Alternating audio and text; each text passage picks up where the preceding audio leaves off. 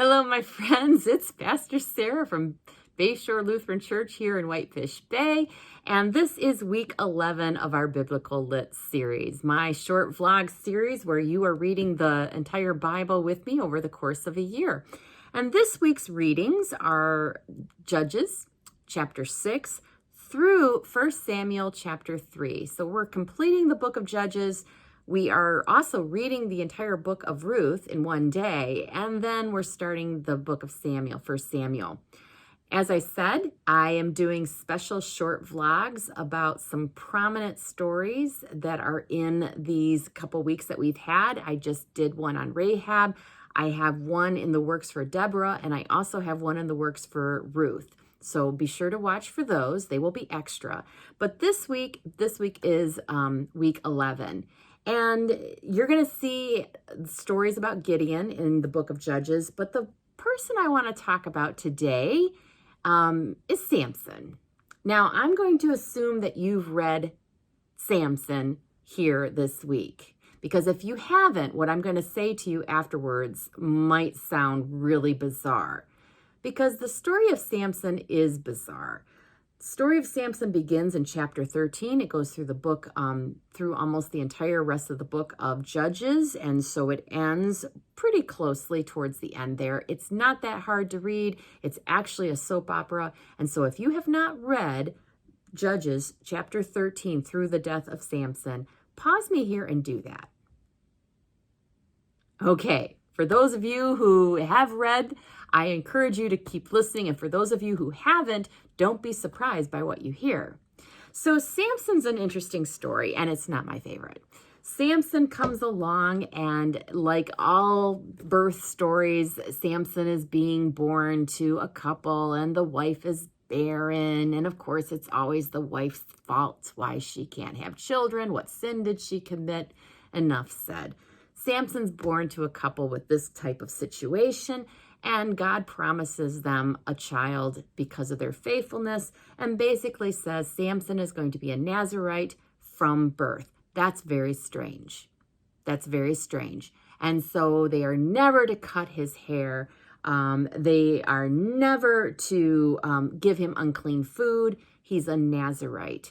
And so they give birth, they name the child Samson, and God tells the couple, Samson will deliver you and us and the land out of the hands of the Philistines. This is why Samson was born. Knowing that, the rest of the story makes no sense, because how God has Samson deliver the people of Israel out of the hands of the Philistines is an outrageous tale. And so you do have to wonder about its truthfulness and validity. And you do have to wonder why God would use Samson, who is so flawed, and I think, over the top hero person, over the top selfish, and also lusty. Yes, lusty. Why would God use Samson? So for an example, like I said, if you read it, one of the first things that Samson does is he asks his mom and dad to set up his marriage to a Philistine woman. Now, he's supposed to deliver the people from the Philistines, and yet here he goes down to Timnah, and he sees a Philistine woman, and he says to his parents, I want her. I want her. She pleases me. And of course, they try to argue with him and say, why would you do this? She's a Philistine. And he says, I want her. Now, never mind the fact that the law says he's not supposed to marry a Philistine either. He's a Nazirite, and yet he's obviously disobeying these laws. And so in the end, he does end up getting her. And, the whole lion story, I'll let you deal with that on your own. But basically, he is allowed to marry this woman. He marries her. And I'm sure it's because of her beauty. And she's supposed to coax from him the secret about how he has his strength. Because supposedly he has this awesome strength, the lion situation and all the other warrior stuff. And she's supposed to find out for her people how he actually has his strength. And it's just, again, it's just this soap opera of, you don't really love me, Samson, if you won't tell me. I mean, honestly. But anyway, he loses that wife, and then he ends up, again, defeating the Philistines in the battle, and he ends up defeating them with this jawbone of a donkey. Again, I'm going to let you read that.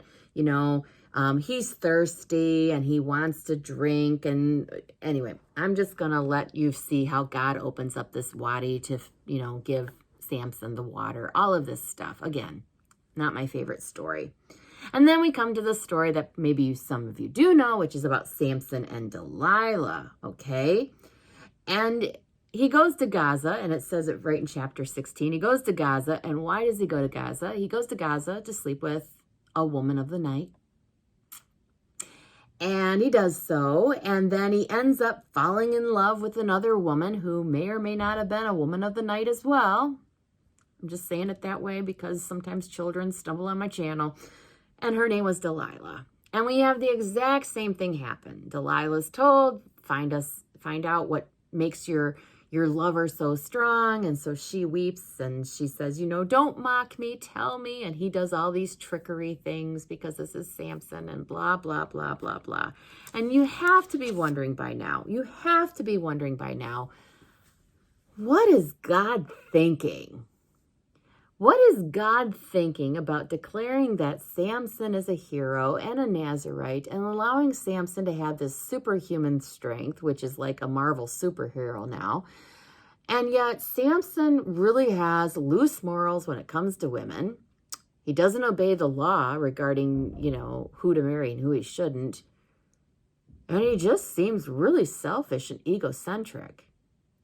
In fact, Samson really doesn't redeem himself until the very end of his life when he is humbled because he loses his eyesight, he loses his strength, and he basically is a clown for the Philistine court. And he redeems himself by praying to God for God to give him the strength one last time,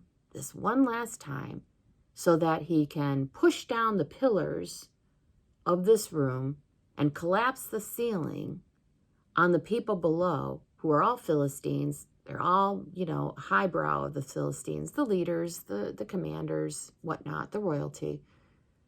And God hears his plea, and God allows Samson to, with his strength, utterly destroy the people in the building with him and kill himself in the process.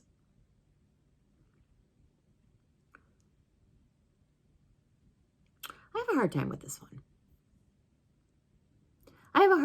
this one. Because Samson did not lead a blameless, righteous life. Though we don't call him that, he's not a Zadok, not once. And we don't say, like we do with Boaz, that he's a righteous man and follows the commandments of the law. We don't say that about Samson. And yet Samson, even in his flawed state, is favored by God, given a purpose, and fulfills that purpose at his very end of life. Now, for some, this might be a comfort. For some, the idea of how God can use a person like Samson and call Samson to serve God and to do God's will and to redeem oneself before death, that might be a comfort. For some of us who have been raised in a way that we're supposed to be good our entire life and might cause some resentment. Why am I so good all the time when some people are so bad, but yet at the end we all go to the same heaven? I mean, we can do that one. That's an idea. That's a thought. And then other people might just think this is a fanciful story. And there's probably truth in all three of these thoughts. But for me, I just cannot favor in any way Samson. I find him to be a comical relief, if you will, following the book of Joshua and following the efforts and the leadership of Gideon. And then we have Samson. And following Samson, we're going to have a couple more people too as well. But Samson to me is one of those stories that the Israelites probably told over a fire, and they probably laughed about it. They probably talked about it. But then in the end, they remembered that Samson was redeemed, and Samson did do well at the end of his life. And maybe that did inspire people.